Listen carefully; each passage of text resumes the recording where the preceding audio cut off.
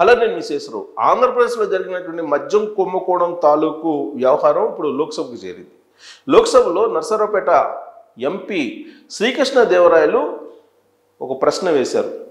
అలాగే ఆంధ్రప్రదేశ్లో జరిగినటువంటి మద్యానికి సంబంధించినటువంటి అమ్మకాలు, దాని తాలూకు నగదు ఎక్కడికి వెళ్ళింది అనే అంశం మీద ఆయన ప్రస్తావించారు. లోక్సభలో ఆధారాలు లేకుండా సహజంగా మాట్లాడరు. ఒకవేళ మాట్లాడితే ఆధారాలు చూపమని స్పీకర్ వెంటనే అడుగుతారు. స్పీకర్కి ఆధారాలని సబ్మిట్ చేయాల్సి ఉంటుంది. అందుకే ఎవిడెన్స్తో ఉన్నప్పుడు మాత్రమే సభ్యులు మాట్లాడుతూ ఉంటారు.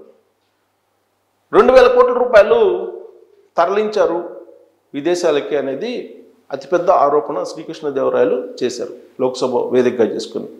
జగన్మోహన్ రెడ్డి తన సన్నిహితుడిగా ఉన్నటువంటి సునీల్ రెడ్డి అనే అతని కంపెనీ ద్వారా 2000 కోట్ల రూపాయలు విదేశాలకి తరలించారు అనేటువంటి ఆరోపణ చేశారు అంటే దానికి సంబంధించిన ఆధారాలను ఖచ్చితంగా చూపించాలి. స్పీకర్ ఒకవేళ చూపించకపోతే కనుక విపక్ష సభ్యులు ఖచ్చితంగా పట్టుబట్టే అవకాశం ఉంది. అప్పుడు ఒకవేళ ఆధారాలు లేకపోతే ఆయన చేసినటువంటి ఆరోపణ వెనక్కి తీసుకోవడమా, లేదంటే ఆధారాలు చూపడం, ఏదో ఒకటి జరగాలి. ఇది జరిగేటువంటి అవకాశం ఉంది భవిష్యత్తులో. ఒకవేళ వైఎస్ఆర్ కాంగ్రెస్ పార్టీ ఎంపీలు కనుక పట్టుబడితే, అక్కడ 4 ఎంపీలు ఉన్నారు ప్రస్తుతం వైఎస్ఆర్ కాంగ్రెస్ పార్టీకి లోక్సభలో. సో ఆ ఎంపీల్లో మిథున్ రెడ్డి ప్రధానంగా అక్కడ లీడ్ చేస్తున్నారు. అక్కడ మిథున్ రెడ్డి కనుక వాయిస్ వినిపిస్తే ఆరోపణలను ఖండిస్తూ ఆధారాలు ఉన్నాయా లేవా చెప్పాలి అని చెప్పి కనుక ఆయన కనుక నిలదీస్తే ఖచ్చితంగా శ్రీకృష్ణదేవరాయలు ఆధారాలు చూపించాలి. మరి మిథున్ రెడ్డి ఆ ప్రయత్నం చేశారా అంటే ఇప్పటివరకు చేయలే. మరి రాబోయేటువంటి రోజుల్లో చేస్తారేమో మనం వెయిట్ చేయాలి. పైగా లిక్కర్ స్కామ్లో తెలుగుదేశం పార్టీ ఏం చెప్తుంది? మిథున్ రెడ్డి ప్రమేయం ఉంది అని చెప్తుంది.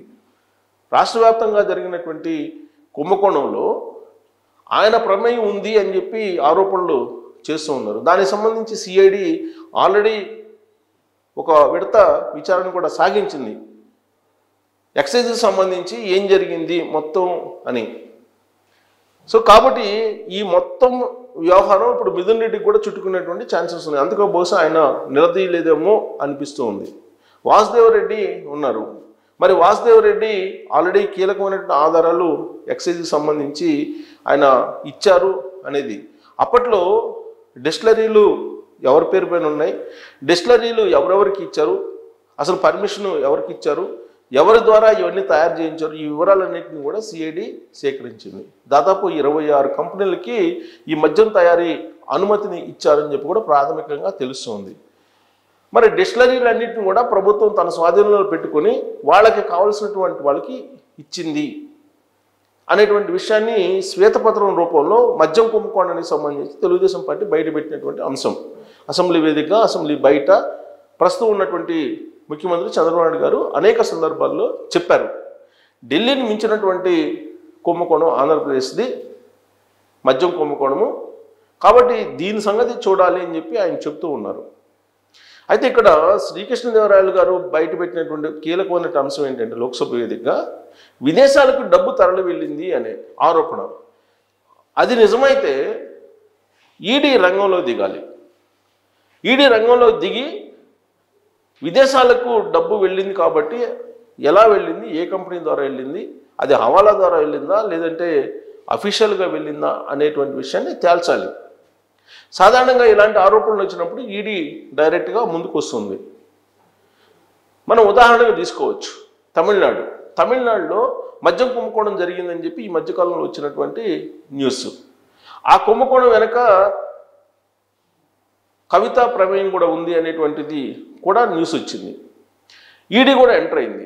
దాదాపు 1000 కోట్ల రూపాయలు మిస్యూజ్ జరిగింది అనేటువంటి ఆరోపణలతోటి ఈడీ పరిశీలిస్తుంది అక్కడ. మరి ఆంధ్రప్రదేశ్లో ఇంత పెద్ద ఎత్తున కుంభకోణం జరిగిందని చెప్పి ఆరోపణలు వస్తున్నాయి. కొన్ని ఆధారాలు కూడా ఉన్నాయి. సిఐడి ఆల్రెడీ కొన్ని ఆధారాలను సేకరించింది. ఆన్ పేపర్ తయారు కూడా చేసింది సిఐడి. వాసుదేవరెడ్డి ఆల్రెడీ గుట్టు విప్పేశారు తొలి రోజుల్లోనే.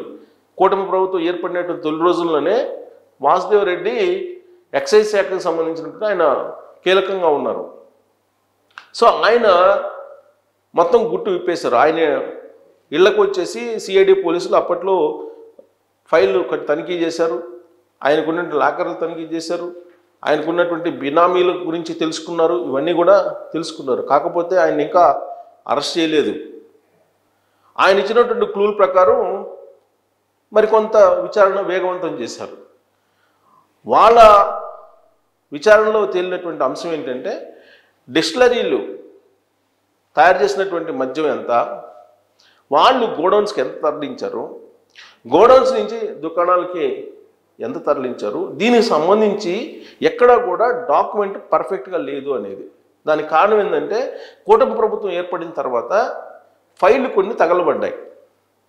మైనింగ్కి సంబంధించి కొన్ని, ఎక్సైజ్కి సంబంధించి కొన్ని ఈ ఫైళ్ళు తగలబడ్డాయి.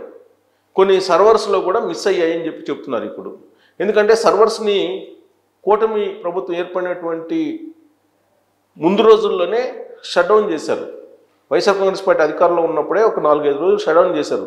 ఆ 4-5 రోజులు ఎక్కడ రాష్ట్ర వ్యాప్తంగా రిజిస్ట్రేషన్ కూడా జరగలేదు. సో అప్పుడే ఈ మొత్తం కూడా మారిపోయినాయి లెక్కలు. అసలు దీన్నంతా నిర్వహిస్తుంది కూడా ఈ సాఫ్ట్వేర్ని, ఈ లెక్కలన్నింటిని నిర్వహిస్తుంది కూడా వైఎస్ఆర్ కాంగ్రెస్ పార్టీకి సంబంధించినటువంటి వాళ్ళే. కాబట్టి వాళ్ళ ఇష్టానుసారం వాళ్ళు మార్చుకున్నారు అనేది కూడా ఒక వాదన వినిపిస్తుంది. సో ఇప్పుడు అసలు ఎంత తయారైంది, ఎంత గోడౌన్స్కి తరలించారు, ఎంత షాపులు పెట్టారు, షాపులకి ఉంచారు, అసలు ఇండెంట్ షాపుల వాళ్ళు ఎంత పెట్టారు, గోడౌన్ వాళ్ళు ఎంత పంపించారు, లేదా అక్కడ తయారు చేయమని చెప్పి ఎంత ఆర్డర్ చేశారు గవర్నమెంట్ నుంచి, ఈ లెక్క పక్కాగా వస్తే తప్ప మీకు మొత్తం ఎంత కుంభకోణం జరిగింది అనేది బయటికి రాదు. కాకపోతే టెంటేటివ్గా భారతదేశంలో ఏ రాష్ట్రంలో జరగనంత విధంగా కుంభకోణం జరిగింది. ఢిల్లీ కుంభకోణం చాలా తక్కువ, దానికి 100 రెట్లు ఎక్కువ ఉండేటువంటి కుంభకోణం ఆంధ్రప్రదేశ్లో మద్యానికి సంబంధించి జరిగింది అనేది తెలుగుదేశం పార్టీ మొదటి నుంచి చెప్తోంది. ఎందుకు? జగన్మోహన్ రెడ్డి గారు ఎన్నికలకు ముందు మద్య నిషేధం చేస్తానని చెప్పి ప్రకటించారు. ఆ విషయాన్ని మహిళలందరూ కూడా విశ్వసించారు. ఆయన్ని ఓట్లేసి గెలిపించారు, ముఖ్యమంత్రి అయ్యారు. ఆ తర్వాత ఆయన చేసిన పని ఏంటి? మద్యం నిషేధించకపోగా ఆయన సొంత బ్రాండ్లని మార్కెట్లోకి తీసుకొచ్చి ఆయన నిర్దేశించినటువంటి ధర ప్రకారం అమ్ముకున్నారు. తయారీ ఎంత అయింది, ఏ ధరకు అయిందో, రిటైల్ మార్కెట్లో ఎంత కమ్మారో వాళ్ళ ఇష్టం. అది అప్పట్లో ఎవరు బయట పెట్టలేదు, బయట పెట్టని సాహసం కూడా చేయలేదు. ఇక రిటైల్ మార్కెట్లో ఎలా అమ్మారు మద్యాన్ని? ఆన్లైన్లో అమ్మలేదు, ఆన్లైన్ని నిషేధించేశారు. ఓన్లీ కరెన్సీ ఇస్తేనే మద్యం ఇచ్చారు. మరి ఆ డబ్బంతా ఎటుపోయింది, ఆ డబ్బంతా ఎక్కడికి తరలించారు అనేది ఒక పెద్ద చర్చ జరుగుతుంది. కొన్ని వేల కోట్ల రూపాయలు వాస్తవంగా ఆంధ్రప్రదేశ్ ప్రభుత్వానికి ఎక్సైజ్ రూపంలోనే వస్తున్నటువంటి లాభమే దాదాపు 20,000 కోట్ల పైగా ఉంటుంది, 20 నుంచి 25,000 కోట్ల రూపాయలు. మరి లక్షల కోట్ల రూపాయలు సరుకు తయారై ఉంటుంది కదా, ఆ మొత్తం కూడా కరెన్సీ రూపంలో బయటకు వస్తుంది కదా. అంటే కొన్ని లక్షల కోట్ల రూపాయలు ఈ 5 సంవత్సరాల్లో కొన్ని లక్షల కోట్ల రూపాయల కరెన్సీ చేతిలో పడింది. మరి అది ఎటు వెళ్ళిపోయింది ఇప్పుడు అనే దాని మీద అన్వేషిస్తున్నారు. పైగా ఇప్పుడు ఆర్బీఐ కూడా లిక్విడ్ ప్రాబ్లం ఉంది మార్కెట్లో అంటున్నారు. దేశవ్యాప్తంగా కూడా, ఆంధ్రప్రదేశ్లో అయితే లిక్విడ్ ప్రాబ్లం ఇంకా తీవ్రంగా ఉంది. అందుకే ఇప్పుడు కొత్త నోట్ల ప్రింటింగ్ కూడా ఆర్బీఐ ఇటీవల కాలంలో ఒక నిర్ణయం కూడా తీసుకుంది. అసలు ఆంధ్రప్రదేశ్లో లిక్విడ్ ప్రాబ్లం వస్తుంది, కరెన్సీ దొరకనటువంటి పరిస్థితి ఏర్పడింది. ఎందుకు ఏర్పడింది అని అంటే విదేశాలకు ఈ డబ్బంతా తరలి వెళ్ళింది అనేటువంటి ఒక వాదన వినిపిస్తుంది. బయట ఒక చర్చ జరుగుతుంది. దానికి బలం చేకూరేలా ఇప్పుడు శ్రీకృష్ణదేవరాయలు లోక్సభలో 2,000 కోట్ల రూపాయలు సునీల్ ద్వారా తరలించారని అంటున్నారు. అంటే 2,000 కోట్ల రూపాయలకు సంబంధించిన ఆధారం ఉంది కాబట్టి అది చెప్పారా, ఆధారం ఇంకా సంపాదించాల్సి ఉందా అనేది కూడా ఒకటి. సో ఇది అసలు ఎంతవరకు నిజం అనేది ఈడీ రంగంలో దిగి విచారించాలి. మరి ఈడీ రంగంలో దిగే అవకాశం ఉందా అంటే నరేంద్ర మోడీ గారితో రాజకీయేతరమైనటువంటి బలమైనటువంటి బంధం ఉందని చెప్పి జగన్మోహన్ రెడ్డి గారు చెప్తున్నటువంటి పరిస్థితుల్లో ఈడీ రంగంలో దిగుతుందా లేదా అనేది మీరే డిసైడ్ చేయొచ్చు. Thank you.